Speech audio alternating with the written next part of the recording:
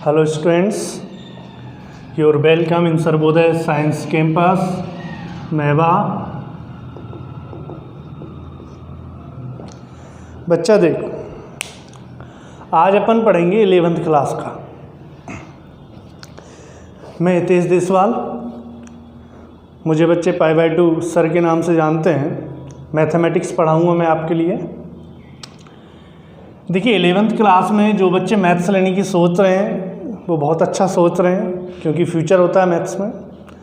अपन ये भी नहीं बोल सकते कि बायो में फ्यूचर नहीं होता, बायो में भी फ्यूचर होता है। बट कंपैरिजन टू ज़्यादा जो अपन को फील्ड मिलते हैं, ज़्यादा जो अपन को वे मिलते हैं 12th के बाद, वो किस में मिलते हैं? मैथ्स में मिलते हैं। तो इसलिए जिनका इंटरेस्ट है मैथ्स में वो ध्यान से देखना, प्यार से पढ़ेंगे अपन।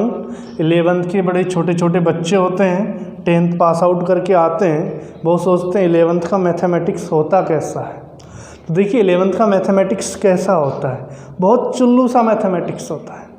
जो आप 10th में पढ़ के आए हो वो तो बहुत डिफ़िकल्ट होता है, बट 11th-12th का जो मैथमेटिक्स होता है वो बहुत ईजी होता है, बहुत चुल्लू सा होता है। कुछ नहीं होता 11th-12th के मैथमेटिक्स में। जिस पे मैथ्स लिखना आता है अच्छे से, ये समझो मैथमेटिक्स सीख गया। सर कैसे?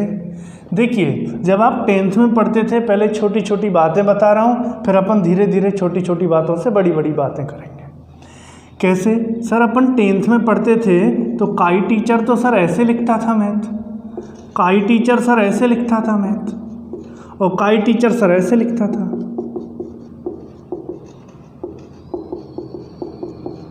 क्योंकि अपन जिसके बारे में पढ़ रहे हैं उसका पहले नाम तो जाने कि नाम सही क्या है, उसके बाद ही तो अपन चलेंगे। ठीक सर, अपन जल्दी जल्दी में लिखते थे, बहुत से टीचर भी लिखते थे सर, वो ऐसे लिखते थे। सपोज दैट 70% टीचर ऐसे लिखते थे, 10% टीचर ऐसे लिखते थे, और 20% टीचर ऐसे लिखते थे। सर सही कौन सा है इनमें से? क्या यह लिखना मीन्स इसकी अपन प्रोबेबिलिटी निकालें तो ज़्यादा है प्रायिकता, और जिसकी प्रायिकता ज़्यादा है सर क्या वो सही है क्या? नहीं, ऐसा लिखना गलत है। ऐसा लिखना मतलब ये शो करना है कि आप जब मैथ्स लिखना ही नहीं जानते तो पढ़ोगे क्या, पढ़ाओगे क्या? तो मीन्स ये क्या है? गलत है ऐसा लिखना। सही क्या है? मैथ्स शॉर्ट में, या फिर फुल फॉर्म मैथमेटिक्स, ये दोनों सही है, ये सही नहीं है। बहुत से ऐसे लिखते थे, क्या ये सही है? गलत। ओनली राइट मैथ्स या mathematics. Sir maths short form, mathematics full form, पीछे ऐसे लग रहा है। तो सर मैथ्स माइंड में क्वेश्चन आता है, सर फिर मैथ्स प्लूरल हुआ या सिंगुलर हुआ, ये बताओ जरा।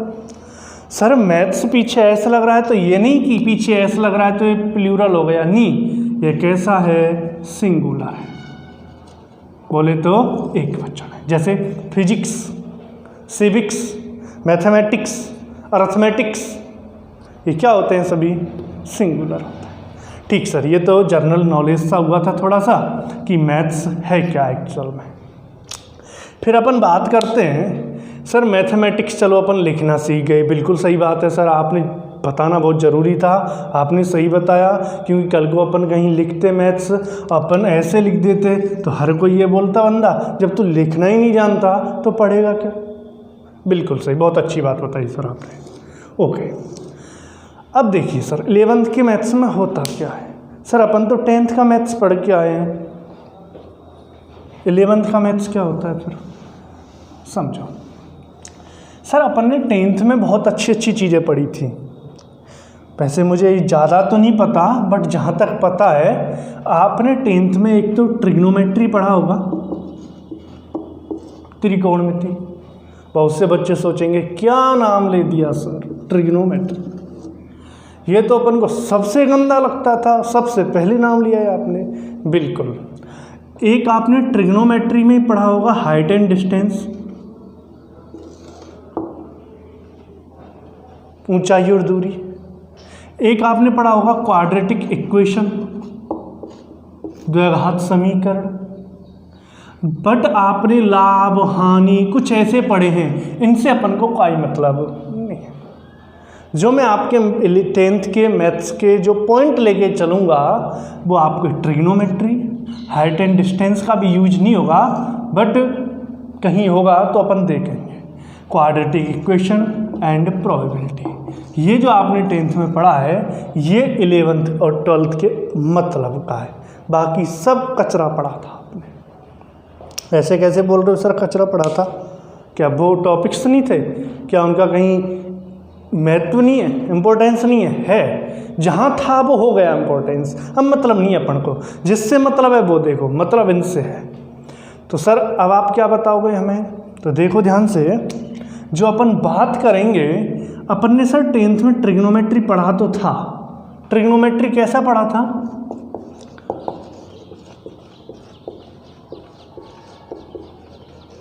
त्रिकोणमिति पढ़ा था सर अपन ने, बिल्कुल पढ़ा था सर। त्रिकोणमिति में सर ने बता दिया कि 6 होते हैं त्रिकोणमिति फलन या त्रिकोणमिति अनुपात, sine theta, cos theta, tan theta, cot theta, sec theta and cosec theta, ये होते हैं। सब जानते हो ना? जो बच्चा इनको जानता है ये समझो उसको मैथ्स पढ़ाने का जिम्मा मैं लेता हूँ।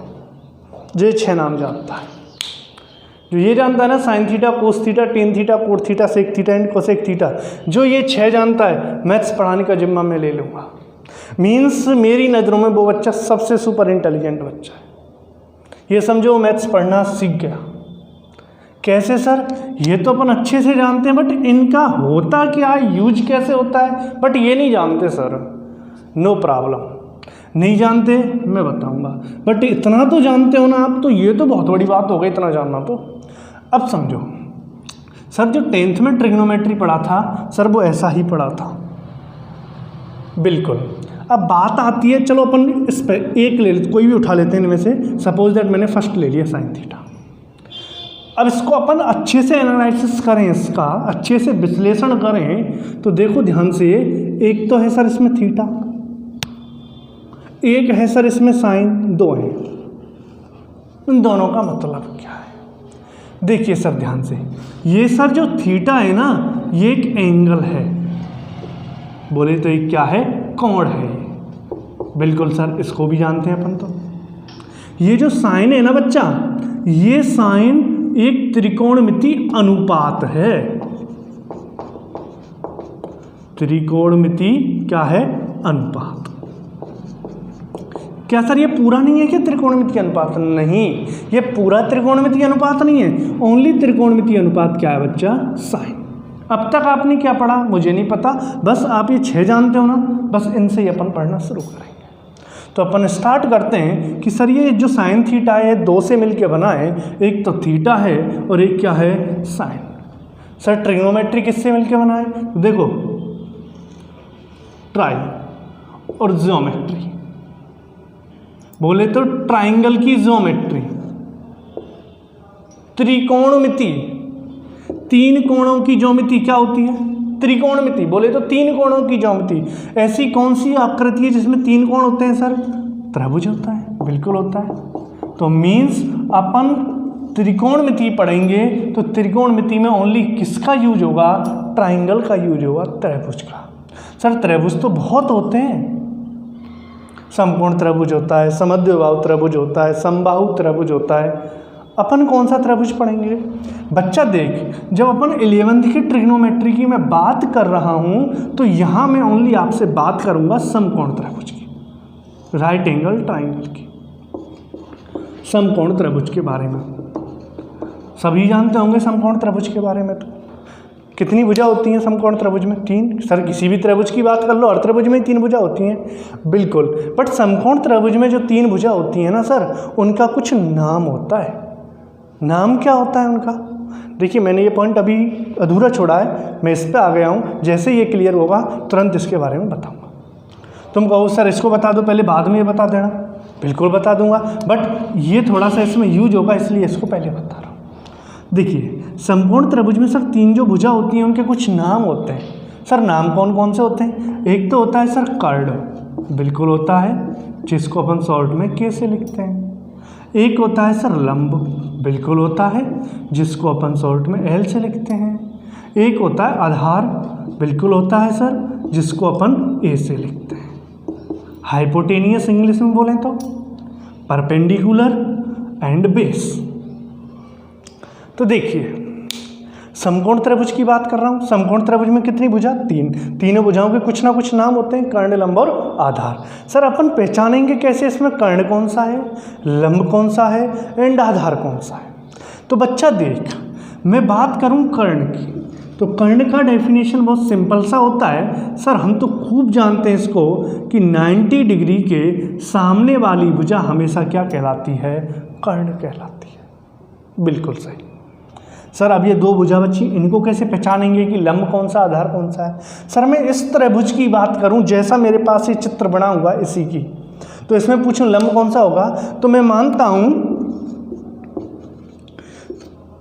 80% बच्चा ये बोलेगा कि सर AC लंब होगा, जबकि मैं बोलूँगा कि लंब सर मैं AB भी ले सकता हूँ और AC को भी ले सकता हूँ। मीन्स मेरी इच्छा है, चाहे मैं इसको आधार बोलूं, चाहे इसको आधार बोलूं, चाहे इसको लंब बोलूं, चाहे इसको लंब बोलूं। क्यों? क्योंकि सर जो मेरे पास ये दो न्यून कोण हैं, इन दोनों न्यून कोणों के बारे में उसने कुछ भी नहीं बोला है, कुछ भी नहीं बोला। इसका मतलब क्या है कि मीन्स सर मतलब ये है कि यदि इन दोनों न्यून कोणों में से कोई भी कोण नहीं दिया गया है तो मैं लंब और आधार का कोई निश्चितता नहीं कर सकता, मैं अपनी इच्छा के अनुसार लंब और आधार मान सकता हूँ। बिल्कुल सही सर। सपोज दैट ये न्यून कोण दे दिया थीटा, तो अब बताओ, अब मैं बिल्कुल अब फिक्स हो गया कि जो न्यून कोण दिया है उस न्यून कोण के सामने वाली भुजा हमेशा क्या होगी? लंब, और शेष भुजा क्या कहलाएगी? आधार। तो मीन्स तीनों को पहचानना बहुत इजी हो गया। कैसे सर?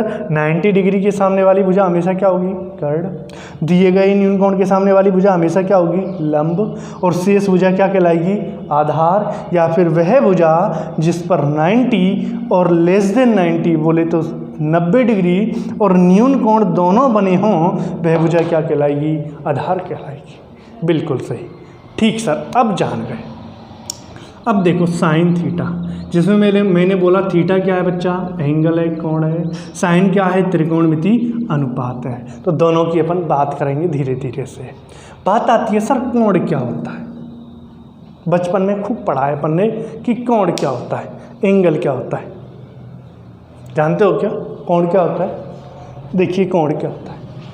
कोण, एंगल।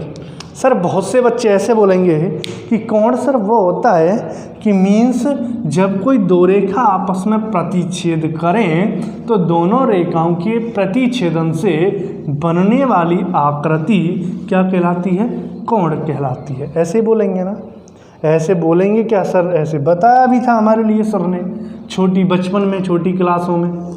ऐसे दो रेखा आपस में प्रतिच्छेद करें तो ये आकृति क्या कहलाती है? कोण कहलाती है। बच्चा बिल्कुल गलत डेफिनेशन है, रॉन्ग। ये कोई डेफिनेशन नहीं है सर। एंगल की एक्चुअल में डेफिनेशन होती क्या है समझिए ध्यान से। एंगल की डेफिनेशन क्या होती है ध्यान से देखना। मेरे पास कोई एक लाइन है ओए, एक लाइन क्या है? ओए, जो एक स्थिर अवस्था में, बिल्कुल रेस्ट में है। ओए कोई लाइन है बिल्कुल स्थिर अवस्था में, विरामावस्था में बिल्कुल। एक अन्य रेखा है ओबी। ओबी मीन्स ओ से शुरू हो रही है। कोई अन्य लाइन क्या है? ओबी है।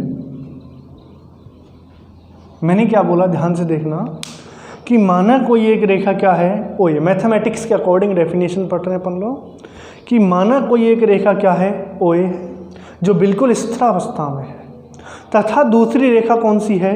ओबी है, जो अब ध्यान देना, जो ओए के सापेक्ष, ओए तो स्थिर है ना, जो ओए के सापेक्ष रोटेट हो रही है, बोले तो घूर्णन हो रही है, घूर्णित हो रही है।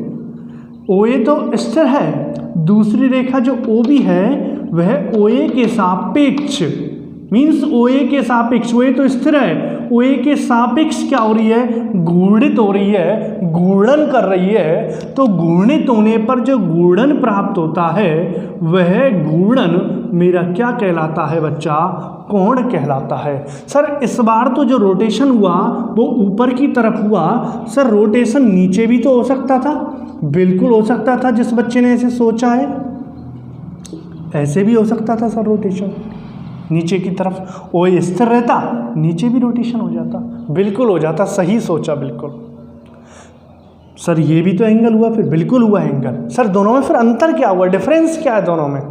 तो पहले तो ये बताओ डेफिनेशन समझ आ गया, डेफिनेशन क्या था, फिर दोबारा रिपीटेशन कर देता हूँ कि माना कोई एक लाइन OA है जो बिल्कुल क्या है, स्थिर है, तथा एक दूसरी लाइन कौन सी है, वो भी है जो OA के सापेक्ष घूर्णन कर रही है। घूर्णन कर रही है तो मीन्स घूर्णन मेरा दो डायरेक्शन में हो सकता है, या तो ऊपर हो सकता है या फिर कहाँ हो सकता है, नीचे। तो कितनी कंडीशंस बनी मेरे पास, दो। ये जो घूर्णन होता है ये वाला घूर्णन, और एक ये वाला घूर्णन जो हो रहा है, पढ़े हैं अपन ने घूर्णन, ये दोनों पढ़े होंगे आपने 8th 9th में। ये जो घूर्णन होता है बच्चा, ये घड़ी की दिशा में होता है, जिसको अपन क्लॉकवाइज बोलते हैं, हिंदी में बोलें तो दक्षिणावर्त, दक्षिणावर्त घूर्णन, क्लॉकवाइज। ये सर घड़ी की विपरीत दिशा में होता है, जिसको अपन एंटी क्लॉकवाइज बोलते हैं। एंटी क्लॉकवाइज बोले तो वामावर्त। सर ये भी नाम सुने होंगे सर आपने, ठीक। OA के सापेक्ष क्या कर रही है, वो भी लाइन घूर्णन हो रही, घूर्णित हो रही है, घूर्णन कर रही है। जो घूर्णन करती है, जो घूर्णन प्राप्त होता है, वह घूर्णन मेरा क्या कहलाता है बच्चा, कोण कहलाता है, ठीक। सर दोनों डायरेक्शन में फिर डिफरेंस क्या हुआ कि मीन्स सर जब घूर्णन वामावर्त दिशा में होता है, कहने का मतलब जब कोण वामावर्त दिशा में बनता है तो उस टाइम कोण कैसा होता है, पॉजिटिव। और जब कोण दक्षिणावर्त दिशा में बनता है, क्लॉकवाइज डायरेक्शन में चलता है, तो उस टाइम एंगल का वैल्यू कैसा होता है, नेगेटिव, ठीक। सर ये तो बहुत अच्छी बात बताई आपने, कोण के बारे में बता दिया। बात आती है कि सर कोई भी चीज़ होती है उसको अपन मेजर्स भी तो करते हैं, मापते भी तो हैं। जैसे कोई लंबाई है, इसको भी मैं मापूंगा, जैसे AB, यहाँ से यहाँ तक की दूरी है, कोई भी दूरी है मेरे पास, इस दूरी को मैं मापूंगा। या तो इस दूरी को मैं माप सकता हूँ सेंटीमीटर में, या मीटर में, या किलोमीटर में, या मिलीमीटर में, किसी में तो मापूंगा। तो जिसमें अपन मापते हैं वे हमारे क्या कहलाते हैं, मात्रक कहलाते हैं, बिल्कुल कहलाते हैं मात्रक। तो सर कोण को अपन जब मापेंगे तो कोण को मापने के भी तो मात्रक होते होंगे। जैसे अपन ने पढ़ा है 30 डिग्री, 45 डिग्री। तो क्या सर मैं डिग्री को ये बोल दूं क्या कि ये कोण को मापने का एक मात्रक है? जैसे मैं बोलता हूँ 10 सेंटीमीटर, तो सेंटीमीटर एक मात्रक हुआ। तो क्या सर ऐसे ये जो डिग्री लग रहा है, तो क्या ये डिग्री कोण को मापने का एक मात्रक हुआ क्या सर? बिल्कुल, ये जो डिग्री है ये कोण को मापने का क्या होता है, एक मात्रक होता है। तो बट सर यहाँ तो लंबाई को मापने के कई मात्रक थे, सेंटीमीटर था, मीटर था, किलोमीटर था, मिलीमीटर था। तो क्या सर कोण को मापने का एक ही मात्रक होता है क्या? नहीं। जैसे आपने मात्रक जब पढ़ते थे तो सर ने बताया होगा, या मैथ्स में या फिर साइंस में, कि हर किसी मात्रक को जांचने के लिए एक पद्धति होती है, सिस्टम होता है। पद्धति के अकॉर्डिंग क्या निकल के आता है, मात्रक। जैसे आपने पढ़ी होगी CGS पद्धति, MKS पद्धति, FPS पद्धति, या SI मात्रक पद्धति, पढ़े होंगे, नाम तो सुना होगा, नहीं पढ़ा होगा तो ऐसे ही सर कोण को भी मापने की पद्धतियां होती हैं जिनसे मात्रक निकल के आता है। सर कोण को मापने की पद्धतियां कितनी होती हैं और क्या क्या होती हैं, ज़रा उनको भी तो बताओ, हम भी तो जाने। अब तक तो हमने ये कुछ ऐसा कुछ पढ़ा ही नहीं था, सुना भी नहीं था, पता नहीं सर कहाँ से क्या बता रहे हो। सर जो बताया जा रहा है बहुत अच्छा बताया जा रहा है। जो मेरे से ओल्ड स्टूडेंट पढ़े हैं, आपके बड़े भाई बहन कोई पढ़ा होगा तो एक बार उनसे पूछ लेना कि π/2 सर कैसा पढ़ाते हैं और कितना लेवल का पढ़ाते हैं। तो बच्चा देख, कोण को मापने की सर पद्धति, कोण को मापने की सर जो पद्धतियाँ होती हैं वो कोण को मापने की 3 पद्धति होती हैं। कितनी पद्धति होती हैं? 3। कौन कौन सी होती हैं? नंबर फर्स्ट, साष्टिक पद्धति।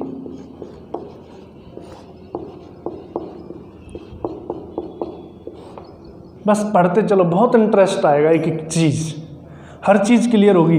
अब तक जो बातें आपकी क्लियर नहीं हुई, जैसे sin 45 का मान पढ़ा होगा आपने, कितना होता है? 1/√2 होता है। सर ने बता दिया, आपने लर्न कर लिया। ये तो लर्न करने पर इतनी खुशी नहीं होती थी, जब अपन पूरी टेबल लर्न कर लेते थे ना तो 10th का बच्चा बहुत खुश होता था, अरे अब तो मुझे टेबल लर्न हो गई। बट उस बच्चे को ये तक पता नहीं होता था कि sin 45 का वैल्यू जो 1/√2 आया है, ये क्यों आया है, इसकी जगह 5/4 क्यों नहीं ले रहा मैं। ऐसा माइंड में तो कभी क्वेश्चन भी नहीं आया कि सर sin 45 का मान 1/√2 ही क्यों हुआ, 5/4 क्यों नहीं हुआ। ऐसा तो हमने कभी सर सोचा भी नहीं, पूछने की तो बात दूर। बिल्कुल हम बताएंगे कि सर sin 45 का मान 1/√2 ही क्यों होता है, 5/4 क्यों नहीं होता, 1045 का वैल्यू 1 ही क्यों होता है, 5 क्यों नहीं होता। सबका अपन प्रूव करेंगे, देखेंगे वैल्यू कैसे निकल के आते हैं। बिल्कुल सर, अपन ने ये भी पढ़ा था कि sin square plus cos square कितना होता है, 1 होता है। 2 क्यों नहीं होता भैया, 1 ही क्यों होता। अरे सर ये भी सही बात बोल रहे हो आप, ये तो हमने सोचा ही नहीं। तो मीन्स जो मैंने स्टूडेंट्स पढ़ाए हैं, जो आपके कांटेक्ट में हों, एक बार उनसे पूछना, जब मैं मैथ्स पढ़ाता हूँ तो मैथ्स पढ़ाता कम हूँ, मैं दिमाग ज़्यादा लगवाता हूँ, बेमतलब की बातें ज़्यादा करता हूँ। क्यों? क्योंकि मेरे 3 क्वेश्चंस होते हैं, क्या, क्यों, कैसे। किसका मतलब क्या है, ऐसा ही क्यों हुआ और ये कैसे हुआ। तो मीन्स मैथ्स पढ़ना ही ये होता है, मैथ्स समझना ही ये होता है। मैथ्स पढ़ना या मैथ्स समझना ये नहीं होता कि मैं कुछ भी लिख दूं, आप बिना दिमाग लगाए उसको लर्न कर लो। वो हिंदी होता है बच्चा, मैथ्स नहीं होता। तो मैथ्स का मतलब क्या होता है, माइंड लगाना कि इसका मतलब क्या है, ऐसा क्यों हुआ, ऐसा करने से होगा क्या, ये होता है मैथमेटिक्स में। तो मीन्स हमारा पॉइंट चल रहा था कि किसी भी एंगल को मापने की कितनी पद्धति होती है बच्चा, 3 पद्धति होती हैं। कौन कौन सी होती हैं? एक तो होती है साष्टिक पद्धति, ठीक सर। सेकंड होती है बच्चा वृत्तीय पद्धति, सर्कुलर सिस्टम। और एक होती है बच्चा, एक होती है बच्चा सतिक पद्धति। ठीक सर, 3 पद्धति हो गई। जब सर 3 पद्धति हैं तो 3 ही मात्रक होने चाहिए फिर। बिल्कुल, कोण को मापने के कितने मात्रक होते हैं बच्चा? 3 होते हैं। कौन कौन से होते हैं? ठीक सर, जो साष्टिक पद्धति होती है सर, इस साष्टिक पद्धति में कोण को मापने का जो मात्रक होता है, मीन्स कोण को जिस मात्रक में मापा जाता है वह मात्रक क्या होता है बच्चा? डिग्री। क्या होता है? डिग्री। जिसको अपन रिप्रेजेंट कैसे करते हैं? ऐसे। ठीक। जो वृत्तीय पद्धति होता है, इसमें अपन किसी भी कोण को मापेंगे बच्चा, तो कोण को मापने का जो मात्रक होता है वो कौन सा होता है? रेडियन। ये नाम तो सुना होगा शायद। बिल्कुल होता है। रेडियन को सर रिप्रेजेंट कैसे करते हैं? या तो जैसे कोई भी एंगल है उसके पीछे रेडियन लिख देते हैं, आर एडी, एक्स रेडियन। या फिर किसी भी एंगल के ऊपर क्या लगा देते हैं? छोटा सा सी लगा देते हैं। मीन्स ये किसको रिप्रेजेंट कर रहा है? वृत्तीय पद्धति के मात्रक को।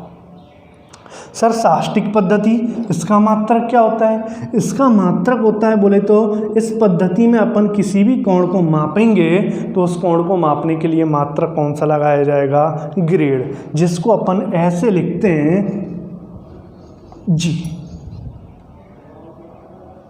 बोलो, क्लियर हो गया यहाँ तक?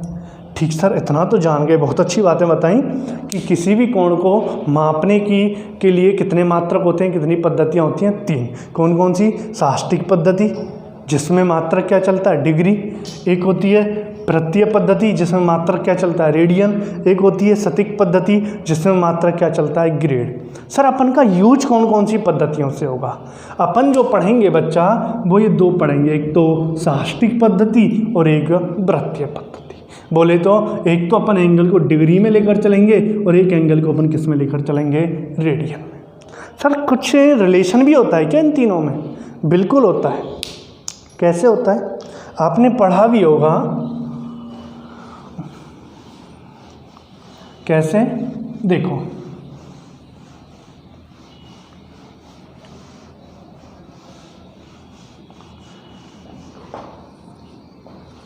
कोई भी एंगल है हमारे पास,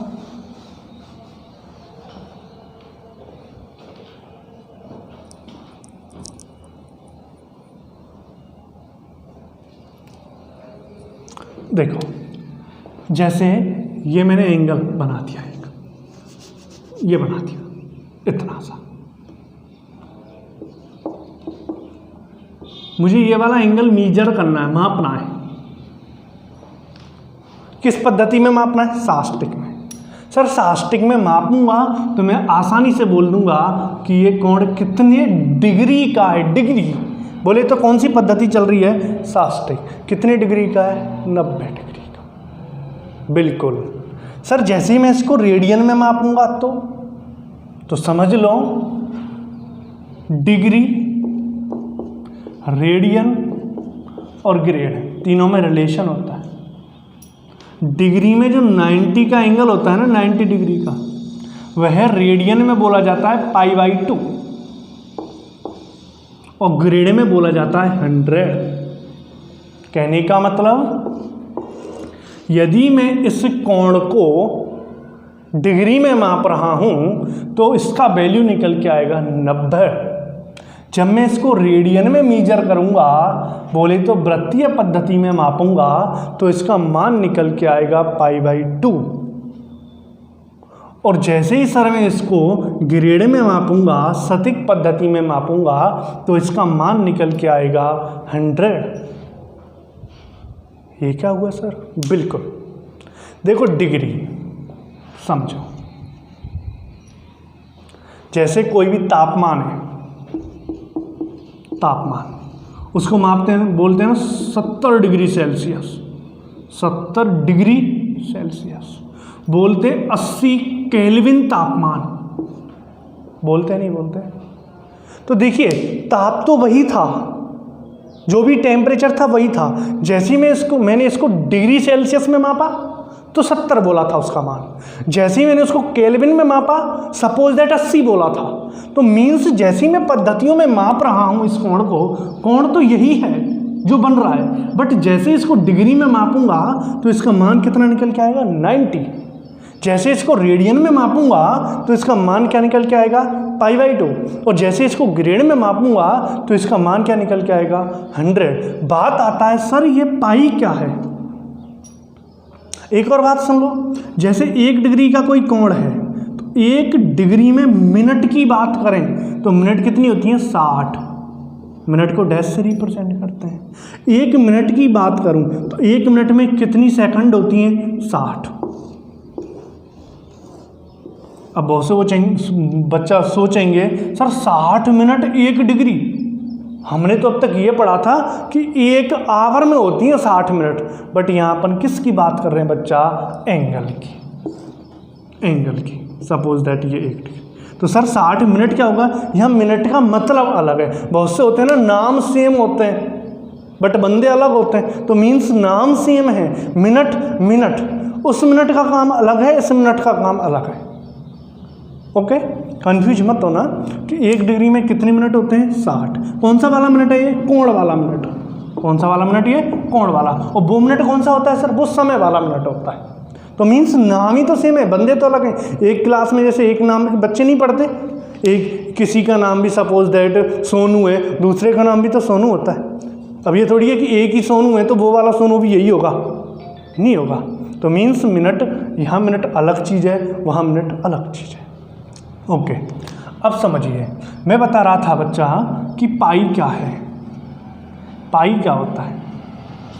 पाई को बोला जाता है अचर। पाई अचर होता है जो एक अपरिमेय संख्या है। पाई कैसी संख्या है? अपरिमेय। सर ये और क्लियर करो हमें एक बार कि अपरिमेय और परिमेय क्या होता है। बोलो, बताना है क्या अपरिमेय परिमेय क्या होता है? चलो बता देंगे। पहले अपन पाई की बात करते हैं। पाई क्या है? कोई कांस्टेंट है। सर इसका वैल्यू क्या होता है? सर पाई का वैल्यू होता है 22/7, 22/7, 22/7 होता है पाई का वैल्यू। सर इसको अपन डेसिमल की फॉर्म में लिखें तो, दशमलव की फॉर्म में लिखें तो पाई का वैल्यू होता है बच्चा 3.14159,265। ये कितना बड़ा बता दिया सर आपने। अपन ने तो केवल इतना सा पढ़ा था, तभी तो ये इसका एग्जैक्ट वैल्यू होता है पाई का 3.14159,265। ठीक सर, बात आती है सर ये पाई आया कहाँ से था? पाई का मतलब क्या है? पाई कहाँ से आया? देखिए पाई आया कहाँ से था। डीप में जा रहे हैं अपन बहुत, मुझे भी इंटरेस्ट आ रहा है पढ़ाने में, शायद आपको भी समझने में इंटरेस्ट आ रहा होगा क्योंकि नई नई चीज़ें सीखने को मिल रही हैं। देखिए सर पाई कहाँ से आया। ये कोई सर्कल है मेरे पास, ये सर्कल का सेंटर है O, ये सर इसका रेडियस है R। सर ये रेडियस है, ये भी इसका रेडियस है R। अपन पूरे की बात करें तो ये कंप्लीट हो गया डायमीटर, बोले तो 52 हो गया, और 52 का मान कितना हो गया इसका कंप्लीट का? 2R। देखिए पाई क्या होता है? पाई होता है वृत्त की परिधि बटा वृत्त का व्यास। वृत्त की परिधि बटा वृत्त का व्यास। तो देखिए पाई निकल के आएगा, वृत्त की परिधि क्या होती है? 2πr अपूर्ण वृत्त का व्यास कितना होता है? 2r। 2 से 2 गया, r से r गया, क्या निकल के आ गया मेरे पास? पाई। तो मीन्स मैं बोलना चाहूँ कि पाई का मतलब क्या है? पाई का मतलब होता है वृत्त की परिधि बटे वृत्त के व्यास का अनुपात क्या होता है? पाई, जो एक अपरिमेय संख्या है, एक अचर होता है जिसका मान कितना होता है? 22/7। पाई का वैल्यू अपन डेसिमल में पढ़ें, दशमलव में पढ़ें तो क्या होता है सर? एग्जैक्ट 3.14159,265। ठीक सर, आज अपन ने थोड़ा सा पढ़ा है एंगल के बारे में, ओनली कोण के बारे में पढ़ा है, इस थीटा के बारे में पढ़ा है थोड़ा सा। अभी हमारे अधूरा क्या रह गया है? साइन। तो ये अपन नेक्स्ट लेक्चर में पढ़ेंगे। ठीक है, जिसको भी समझ नहीं आया वो कमेंट कर सकता है, कोई भी प्रॉब्लम हो जिसकी। और मज़े से पढ़ो, डेली क्लास लगेगी आपकी सर्वोदय साइंस कैंपस महवा में। कोई प्रॉब्लम नहीं है, ऑनलाइन चला रहे हैं अपन लोग जब तक कोविड-19 का प्रभाव चल रहा है। जैसे रेगुलर क्लास चलेंगी, स्कूल ओपन होंगे, जब अपन खूब अच्छे से ऑफलाइन क्लास पढ़ाएंगे। Okay, thanks.